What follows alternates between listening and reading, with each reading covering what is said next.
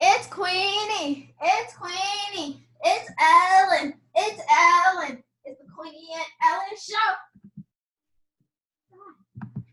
Hi, everyone. This is Queenie, the Queenie and Ellen Booktalk Show, Season 1, Episode 3.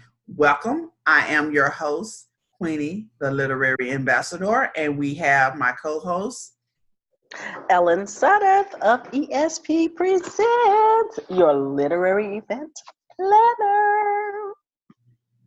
and today, y'all, we are going to be asking each other questions. So this is a Q&A for me, Ellen, and I.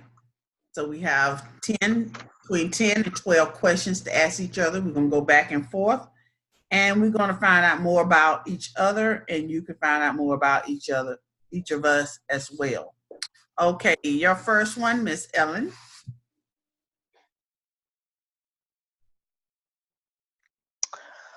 Okay, Queenie, what motivates you to do what you do? I had to do that. What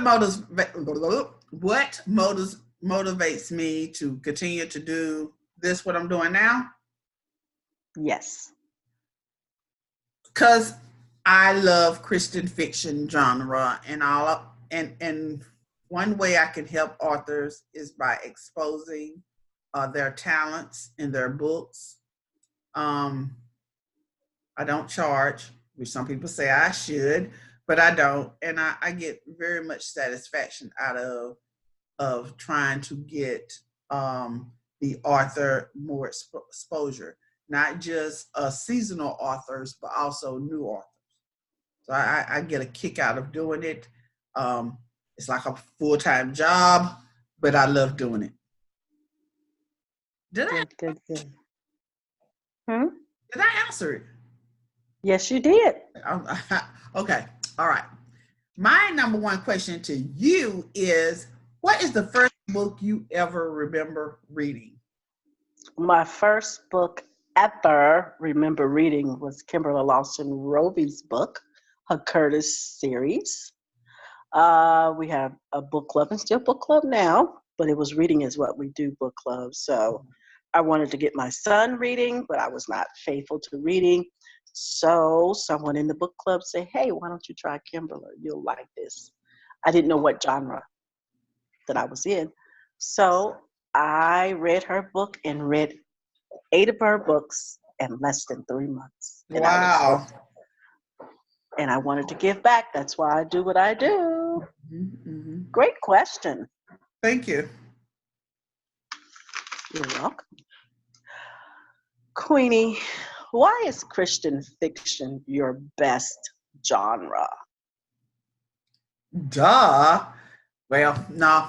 I am a Christian.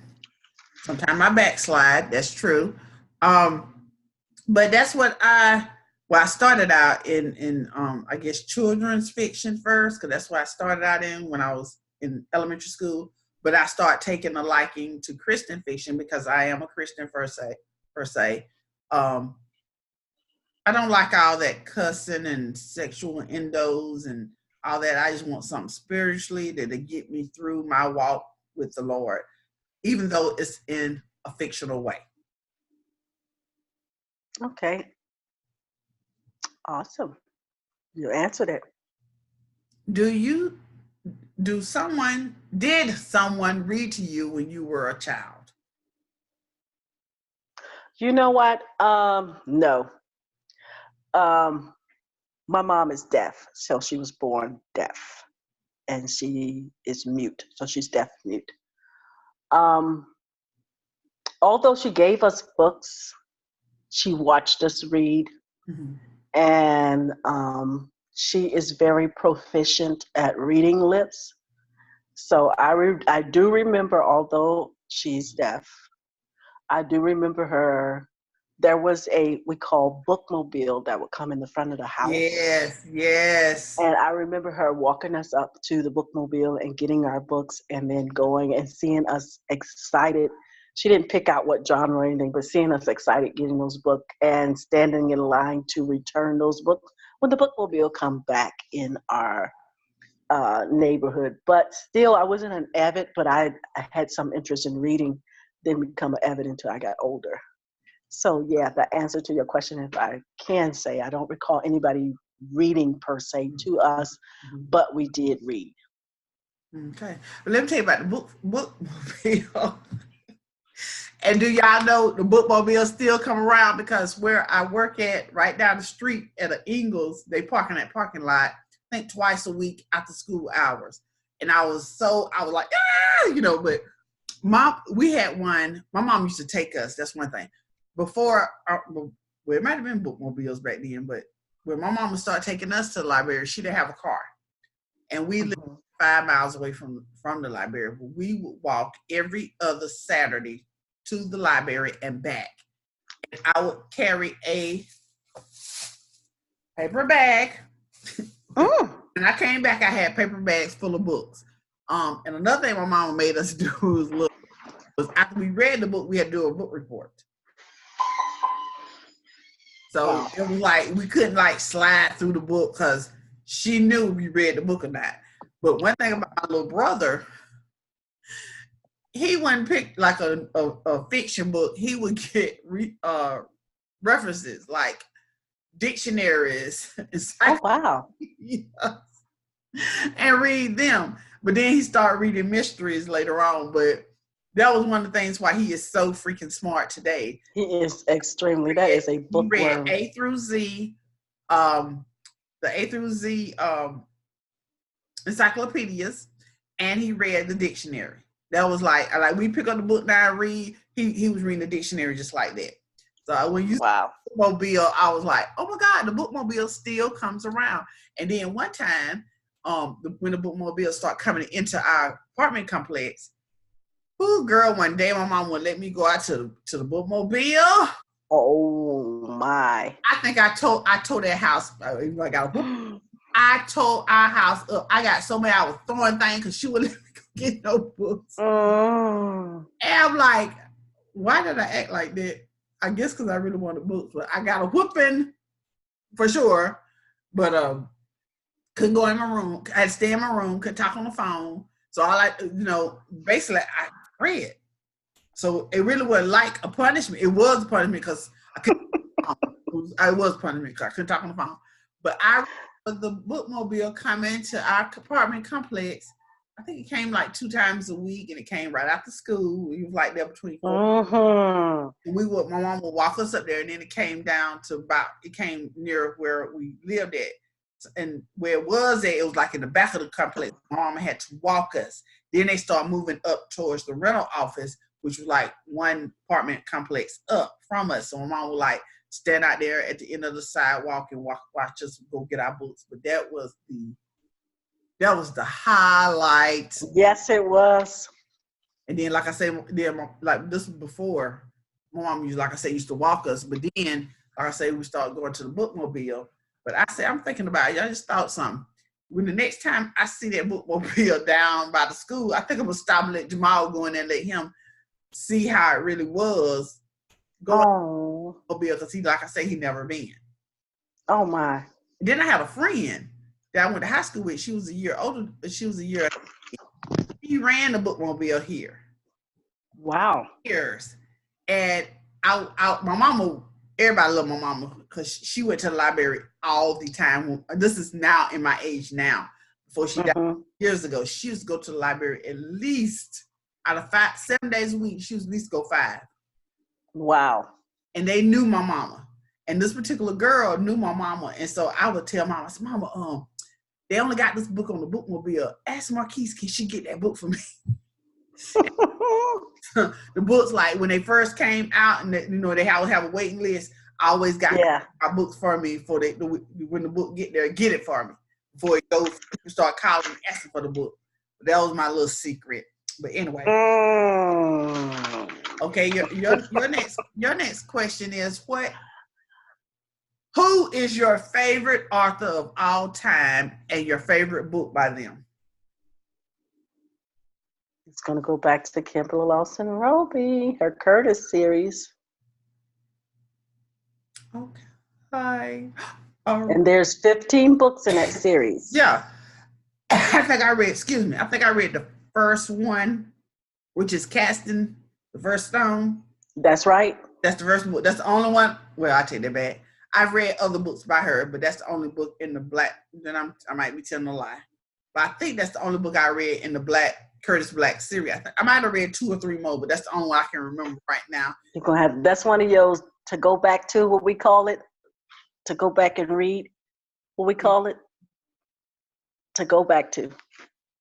When I didn't finish that other book that I did. DNF did not finish. DNF. Yeah. DNF. Yes. Queenie, how many books do you read in a month? I'll say 2. 2? 2. I'll say no. Read in a month. Oh, I think it's something else. Never mind. I read. Let's see. I'm gonna say 3 and a half. I was thinking you said I was thinking something else. But I was thinking you was asking me how many do I read at one time. In a month, about 3 and a half a month. I have read 6 short stories in a month. Less than 100 pages. Okay. What genre do you love? Romance. I like Christian fiction, but I'm more of a romance girl. You just broke my heart. You broke my heart. I just knew. I was like, Ellen is all into Christian fiction, just like I am, but the ones that I know, they are new up and coming. Mm-hmm. I mean, new writers, like not new, but like I just now start learning Michelle Stimson and those like that. Because with the Christian fiction, as I was started reading in my walk, they were doing like mostly, it wasn't like fiction, and maybe I'm very shallow in the people that, you know, they did mostly Christian books that were not novels. So I'm really coming into novels, and some people look at it a different light when you say Christian novels. And what really brought me to Christian fiction, like I like both, I love both, but really what got me more weighing on the Christian fiction side is that somebody asked me before, they said, well, don't Christians have real lives? Because they feel like Christians that don't have real lives because they never talk about our problems. Mm-hmm. So I'm now embracing Christian fiction because I know that there's, like with the Curtis series, I was so shocked that you have this pastor and he's doing all this stuff and he can't get right. I was really shocked because I knew I might be shallow. I thought that everybody in this church was saved and none of that would never happen in the church. But now I know. So we lived a pedestal life that was unrealistic to the world, as they say that we are just don't have problems, but we do. Well, I'm gonna tell you about I know I sent you her book, W. Hart's Brigham. Mm-hmm. That's her genre. Christian fiction. No, romance. Romance. She's the one. You got her books. I sent you, I think, Promise. Yeah. Haven't read them yet. But her. She is totally romance. But what got me about her books is the characters are similar to me. Mm-hmm. What I mean by that is it's full-figured women and BBWs and BHMs, which is big, beautiful woman, big, handsome man. And those are characters in her romance stories. And that's what makes the language fall is in love good. with her books. The language is good, not so explicit, because I remember you said it wasn't no explicit. It might have some in it, but it ain't gonna go into. It's tasteful. Don't say yes, tasteful. Mm-hmm. That's what I like. I like that. That's it. Mm-hmm. Queenie, have you ever read a book that you didn't like, but you continue to finish the story? As a matter of fact, yes. I'm not going to say the name of the book because the person is a subscriber, and I'm not going to say. But that book, oh my God, he probably when I say what I'm saying, he might be. Well, I just gave you a hint. It's a male. But when I read his book, it put me in a reading slump so bad I didn't read for almost a month. It was wow. It affected you that that deep, much. that dark. I read it because he was a guest on my channel, and he sent me the book, and I had put it off for so many months, and then I was like, forget it, I'm gonna read it. Now, I'm not even gonna tell you the name of it, but the name of it kind of like, but when I read it, it was a good read. But I'm telling you, when you read this particular person's book, you got to be in the right mind, because it, like I said, it's deep and it's dark, and it's going back into it hits on slavery, but it drained me so much that I could not read for a whole month. I couldn't even pick up a book, and I couldn't get out of that. I couldn't get out of that bubble where he had put me in. And like I said, I enjoyed the book. Now I enjoyed the book, but going through it, it was like cracking through mud and kept slipping down. And I was like, I got to get finished the book, read, but it's just it was a lot. So, how do you read? Meaning, do you have to have certain reading spells to have you read, or do you have to be in the mood to read? Because I want to read, but with this, because you want that particular book, it was just I couldn't move. I you know how some books you'd be like, okay, I'm gonna read this, but the next book got to be something funny and upbeat, and I couldn't read nothing. But I can come in, I can read this, but I like if it's a book. I'm gonna give you an example. Kim's book. I could read her book, but I had to be in a certain mind frame to read it because it was so deep, and it touched on slavery and how women were treated back then, and how when Black people were treated, and it took me. It tapped me out too. Lesson, but at the same time, it's not like Michelle Stinson. Oh, we can read Mama B and hee ha ha ha with her book. I don't even remember laughing in that story. If I did, wow. But it was with books like that. I have to, like you said, I don't usually read the synopsis like you do. I just look at the book and look at the book cover, look at the author, say, "Ooh, I want to read that book." Or if I hear YouTube, this book you should be reading, and I read it. Like it's a book, 3 books right now that I want to read, and they're young adult, but they're deep also. I'm not going to read all 3 of them, but it's going to be hard to read all 3 of them back to back because it's so deep, and dark. So I can pick up a book and read anything, but when it gets to something deep and dark and going back and it trigger one, it brings up something to me, and I shut down after the next book. Wow.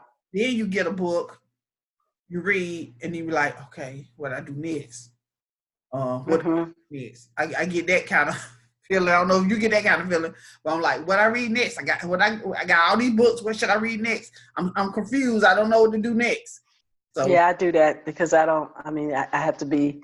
I read all the time, but I have to have a certain feeling for reading that type of book. Yep. Do you prefer paperback or ebooks, and why? I do prefer a tangible book. It could be paper. It doesn't have to be packed hardback. But now I'm weighing on the Kindle side because my husband is so sick of me having all these books in the house. So I'm weighing on the Kindle side only because of storage. That's the only reason why. But I still like a physical book. Love a physical book. At one time, I wouldn't even do a Kindle at all. I thought it was cheating on my books. Oh, really? Yeah. Yeah, I can see that. But I'm good to the point I can't see. So reading a physical book is really like we already came up with our Kindle and bookshelf TBR takedown 2020. It's going to have over 90 books, physical books I'm having to read this year. But I'm gonna have to split it 50-50, do 50 50 because it's hard for me to read a physical book now unless it's enlarged. Excuse me. And so on your Kindle, you can enlarge it so large yeah, that's so true. Across the room and see it. But with a physical book, you can't do that unless you got. Do you do reading glasses or you don't do reading glasses? I do. That's all I got right here. This is reading glasses right here. Okay. What attracts you to a book? The cover, the blurb, or recommendations from others? Well, with me, it has to be the synopsis. It have to be that have to pop. And reviews, I don't go on people reviews because we all read differently, and we're looking for different stuff. But definitely the synopsis. You know what? I started looking at reviews now. If I see you tell me about a book, I go look, and I'm like, okay, let me go look at the reviews and see what they've been saying. And I read it even if it's 50 people put 1 star, I'm still gonna read it. Wow. But I just want to see what other people gonna say about the book. Or like I say, I see people, I have bookies, well, I call them bookies, bookie friends on YouTube, and I see what they got. But see, most of the majority of books that you see on YouTube are fantasy, mystery, YA. Wow. You see, if you go through, I can give you 10 people right now, and all you're gonna see is YA, fantasy, mythical, that type of genre.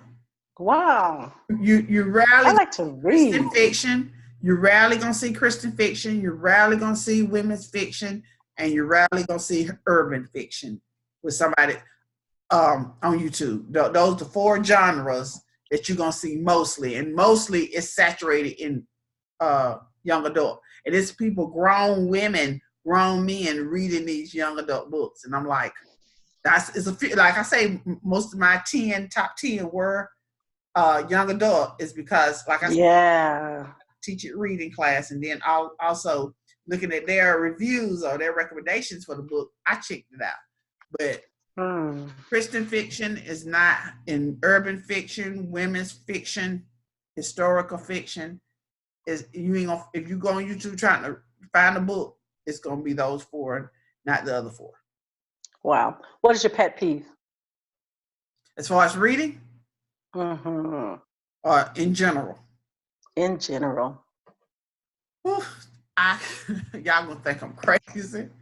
I cannot stand for a drawer to be left open. That era. Me either. Yeah, I can't. Me either. I don't like that either. I don't know. And see, my bathroom, now downstairs bathroom, you have to shut the door. So I'm okay. But the bathroom up here, I'd be like, some days I shut it, some days I don't. But I'll have to look at it because you have to go outside my room to see it. So if everything closed, I can go downstairs, and I can go downstairs and every cabinet will be open, and I'll be screaming and hollering to Mom, like, Mom, what is wrong? I can't take it. I'm the same way. I can't. Oh, that irritate me. I don't know if that was a thing growing up, or I feel like somebody watching. I don't know. And then at work, I could tell somebody been sitting at my desk because I'm a very neat and organized person. If I be off for 2 or 3 days and somebody comes to sit at my desk, I could tell my desk been moved. Somebody been sitting in my chair. Somebody been in my purse. I could tell. And then if I ever get sick and I say, okay, Miss Ellen, I need you to go down to the school and get this, I can tell you exactly what it said. It's in that 3rd drawer in the back in a yellow folder. I can tell you anything where anything. Wow. On each one of my desks is in the 2 rooms. I've been 4 rooms, but I don't have 2 desks in 2 of the rooms. But I can tell you exactly where to go. I can tell the kids, okay, go over there, give me the 3rd book that's standing up in my little book rack. Bring me that book. Or bring me the yellow book. Or go over there in the bottom drawer in the back, go get my coffee mug. And when if it's been moved, I can tell somebody been in my. Wow. Wow. That's just how I am. And at home, I can do the same thing. And it used to fold my money a certain way, and that's how I know one of my students stole money from me. Wow. He came back and apologized, but I would never thought he was stealing from me, but he was always with me. He knew everything about me. He knew where I hid my money at. That's how I knew he did it. Put it a certain way. And when I knew, when he went in and got what he wanted to get out and put the rest back, I said, "Oh, somebody been in my desk in my pocketbook today." And Miss Tina was like, "Miss Clem, ain't nobody." Yes, I'm telling you, girl. Somebody. And she was like, "Oh no, I'm not telling you how I know, but somebody been in my desk." And I called the principal, and he stopped the bus the student I knew who was. They stopped the bus and patted him down and found my money on him. I knew it was him.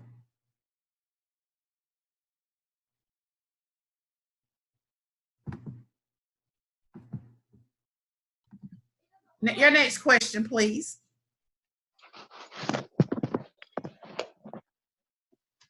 Hello. Your next question.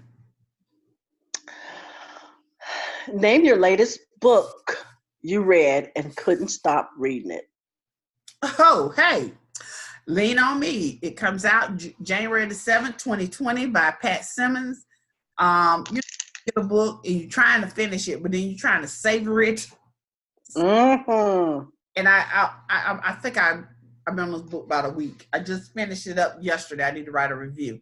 But yeah, it's I can't even remember what it was about. Oh yeah, I do. Because I done started a new book. It's about it's three sisters. Oh God, I can't even think of their names. It's three sisters, and they're having to take care of their elderly aunt who is in her first stages of dementia. And each sister is doing a pact where they have to each keep her for so many months during the year, and then they switch. Oh wow. Well, the sister that has her second, that's where the story picks up at. And her grandma, it's her aunt, I'm sorry, Aunt Tweety. Aunt Tweet keep going to this house in the neighborhood, and she leaves her scarf. She goes sit on this man's porch, and she keeps saying that's her house. So it's a African American guy, Marcus. He like I'm calling not child protective service, but I'm calling police because this is your second time your auntie has been on my porch. I have surveillance footage, and I'm gonna get you for elderly abuse, elderly neglect. She was like, I don't care, do what you gotta do. She didn't want him to know that she had Alzheimer's. He didn't know this. He just see a woman on his security system every other day or every day. Oh wow. And he didn't realize, he thought when she went over to get him that they were actually trying to stake out his house and rob him. That's his first. Oh. So he didn't know she had Alzheimer's. But they end up falling in love, and Aunt Sweet really brings them together because, like I said, she had to go get her aunt off his porch every house. But she was cooking or something. That's what happened. She was cooking, and she turned around, her aunt was gone. So she took off looking for her aunt. When she got back, the house could have been on fire, but the stuff she was cooking on the stove burnt up, and it blacked up the kitchen. And so, like, oh, so now you are very neglective and blah blah blah. So they found she kept running back to his house, and she's like, if she do it again, I am calling police. And I think he did. I think he started realizing something's wrong with this woman. Why is she running from her? He thought the second time he thought she was running. Aunt Tweet was running from her being abusive, but it wasn't that. But they end up getting together, being together, and the sisters would come. They'll do a Skype every week with Aunt Tweet, so the sisters can see that. Right. So then the sisters would come every holiday. They had a Memorial Day. They came Thanksgiving, and she was like, I need a break. So all three sisters got into a really bad argument going back and forth. And of course, Marcus was there. He tried to intervene, and they said, you done came into her life, and you done disrupted her life because she tried to take care of our aunts, and you need to get out the picture. And her sister was trying to say, this is an angel sent from heaven to help me out. And they didn't want to do any hospice for her aunt. They didn't want to do any nursing care. They didn't want none of that. So Marcus was like, what, don't you think you need a little bit of help? Because it was just her. And they hired a home health care nurse to come in. And she, along with Marcus, and Marcus' parents, he had a mother and father. They've been married for over 50 years. So he wanted to have a relationship just like his mother and father. Oh, wow. It's good. It is so good. I mean, that sounds good. 5 days, I tried, like I said, I tried to savor it. Couldn't savor it. I was like, let me just finish the book because I want to finish my year with over 100 books, which I think I'm at 104 now. Woo-hoo. Wow. Woohoo! I just tried to get that book out of the way, but like I said, I got to do a review on it, even though it's not out yet. But I got that through NetGalley. They had the book, and in order to get the book, you have to, in return, do a review. You don't. Sounds good. Every time I got 4 books out from them. So if I don't do a review on all 4 of those books, they can like block me from ever getting any more books until those reviews are done. So that's something. Question for you. What was your favorite book when you were a child? Well, that was way back, and we didn't have many books. The book that we read was See Jane Run. See Jane Run. I did not read that book. That was our first book. That's the only book we had. We read it in school, and just a popular book, See Jane Run. And that was a good, easy read. And that was the one I read. I love that book. Okay, I'm tell you my favorite. I wasn't a child. I think I was, well, I guess you consider a child. I think I was in middle school. It was Ludale and Willie. Ludale Goes to New York. Yes. Them books I think they were published back in the 1960s. But a black girl, she lived on a farm with her grandmother, I believe it was. And she's in high school, she was in middle school. Ludale and Willie is high school, and then she go off to college in New York. I cannot find books nowhere. I didn't return the book back to the library. I gave it to my sister, who is deceased now. I don't know where that book is. And another book I read is Ruthie. No, it's not. Is it Ruthie? It's Ruth by Ruthie Bolton, I'm thinking. Oh, so were you the one that told me about that book? I just girl, put it on. She got on a dress and a book in her hand. I want to say Ruby. Let me see. Let me show you. Gail. That's the name of it. Gail. You was the one that gave me that book. Gail. That told me about that book. Yes. I am going to get that. Gail Ruthie, and it's a true story. Yes. Gail by Ruthie Bolton. I just put that on my. Them other 4 books I read.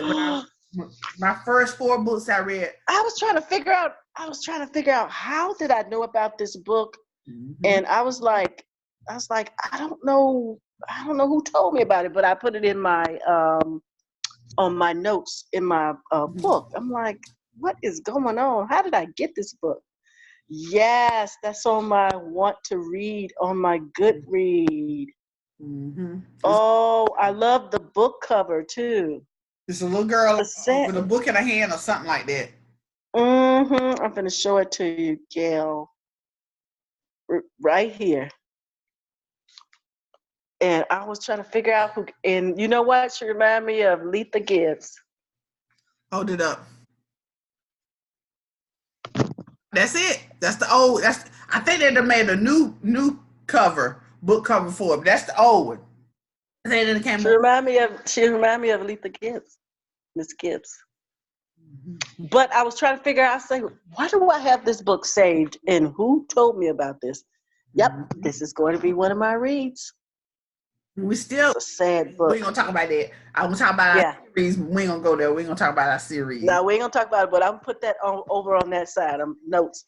So, Miss Lady, How many books do you have on your bookshelf and in your Kindle? I have over 2,000 in my Kindle.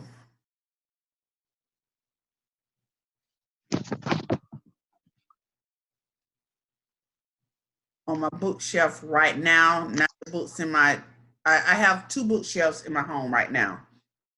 Then I have 7 boxes full of books. Can't tell you how many those are, but the 2 bookshelves, like one behind me and one downstairs, I had, the last time I checked, I had 117 on each bookshelf, but I've gained almost 100 this past year. So actually, I have over 210 books on both bookshelves up and down because I get books from authors every day. I got 3 emails in the last 2 days that I have books waiting on me at the post office right now.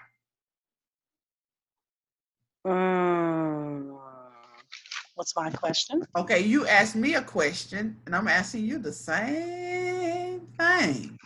How many books do you read in a month? In a month, somewhere between 5 to 6. Okay, let me ask you this, because I'm not very thorough with my books a while ago, and you were very good. You could tell me the character, you could tell me this incident. Some books I can't tell you, but some books it'd be like I just be trying to read them, and then I forget. I'm in the moment. Then after I finish it a week, 2, 3, 6 months later, I don't remember the book unless you bring it up. And I'm like, oh yeah, that happened. Oh yeah, that. What I'm gonna start doing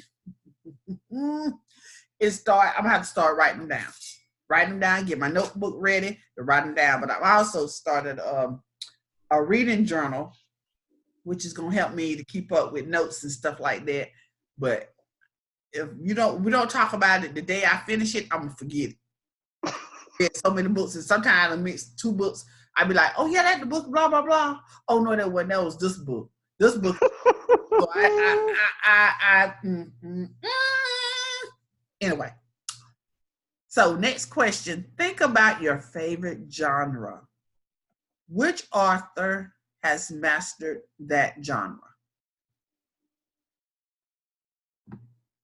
Okay, my favorite is romance, but I can't think of any of them right now. And I can, and I ain't even read all her books. Who I just told you about. W. Parks Brigham. I think I read them books. I think I read one by her. But the ones she sent me, oh God, I think she got 10 books, and maybe she sent me like 8 of them. And I sent you some. I think she is a master at her books. I really do. Now, who I think in my genre is Christian fiction, and that's Stephanie. That is Stephanie, but we talking about me. It's Michelle, both of them Michelle Stinson and Michelle Linda Rice, who just wrote a book. And that book was the Bum Diddy, but them 2 has mastered theirs. Pat Simmons is another one who has mastered her skill, craft her skill. And don't forget my mentor, Barbara Jo. Oh, Barbara Jo. She has. Well, yeah. I can say, since you mentioned Barbara Jo, I can mention Barbara Jo because with that holiday series, yeah, she got her craft down. Me. Yeah. I was so mad at her. Did you read the last book in the Holiday Hotel? That's the one I haven't read yet. OMG, I cannot. I read everything but that last one. You're gonna be mad at her. You're gonna be so mad at her. I told her I started to throw my Kindle. She got me good. She got me good. Oh, she got me good. She made me want to pull all of.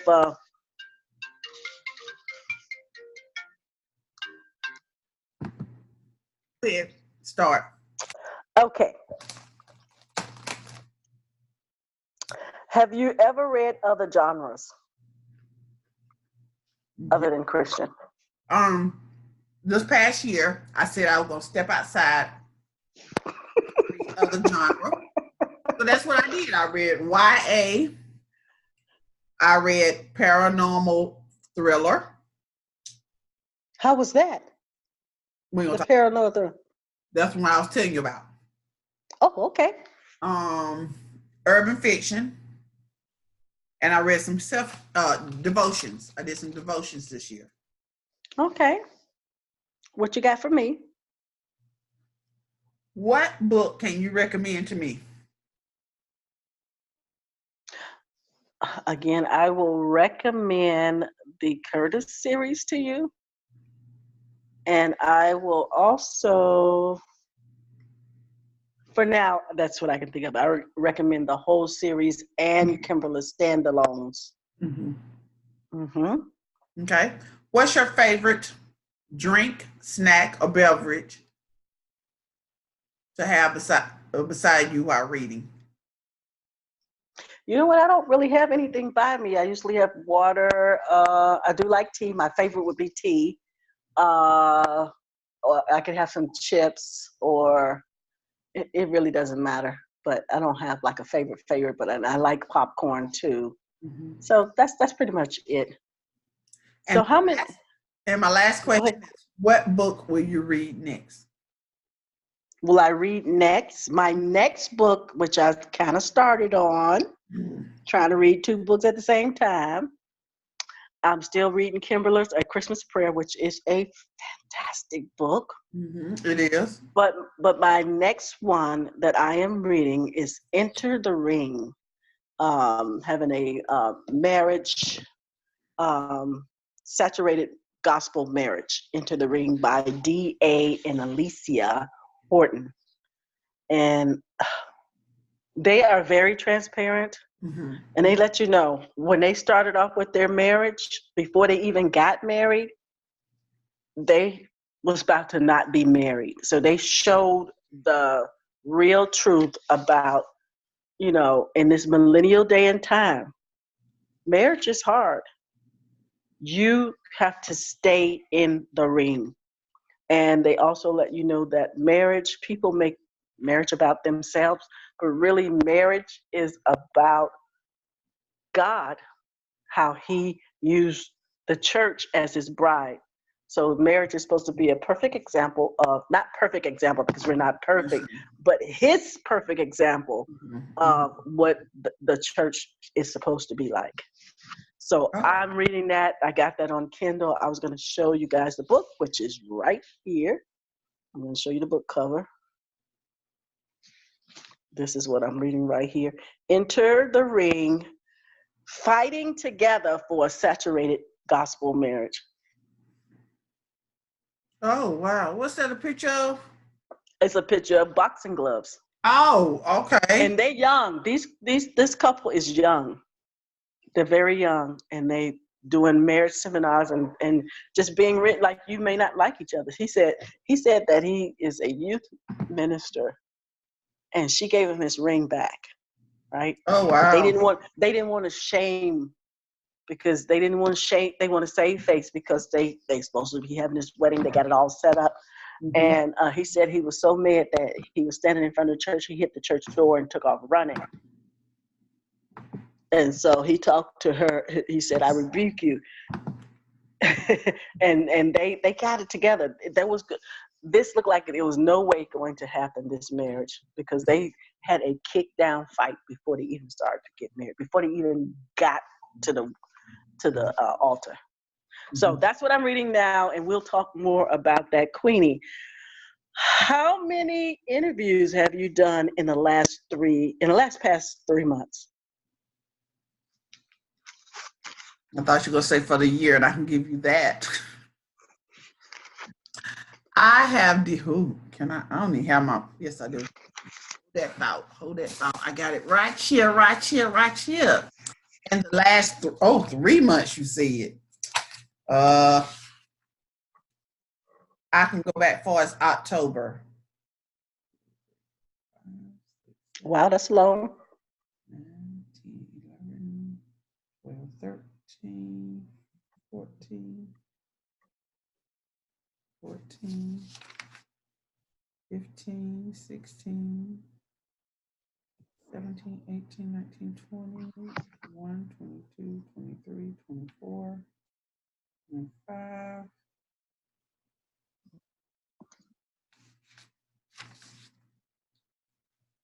26, 27, 28, 29, 30, 31, 32, 33, 34, 35, 36, 37. 37 in the last 2 months. Whoa. Mm-hmm. See there? What's the longest you've gone without reading? Reading Without reading. a month, The about longest. a month. A month? Ooh, that's too long. The longest Yes, it I've is. gone without reading is maybe a week or two. I'm constantly reading. I couldn't read after that paranormal thriller. I couldn't do it. I couldn't do it. I couldn't do it. Do it. You tell me I'm coming out with the next book. I'm gonna send it to you. I don't need it. No, thank you. I don't blame you. Everybody who, because it was rough. Don't It was tell me. good, but it was rough. Don't tell me. So, Miss Queenie, those are all my questions I have for you, and you have answered them. And this has been great. Thank you. So this ends our season 1, episode 2, and I am your host, Queenie Clem, the literary ambassador, and I am Ellen Sutter. ESP presents your literary planner.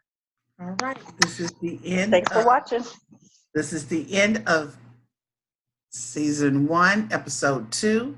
Check us out every Wednesday on this channel, Queenies and Ellen's Book Talk Show. Until next Wednesday, you take care and be blessed. Bye, y'all. Bye-bye.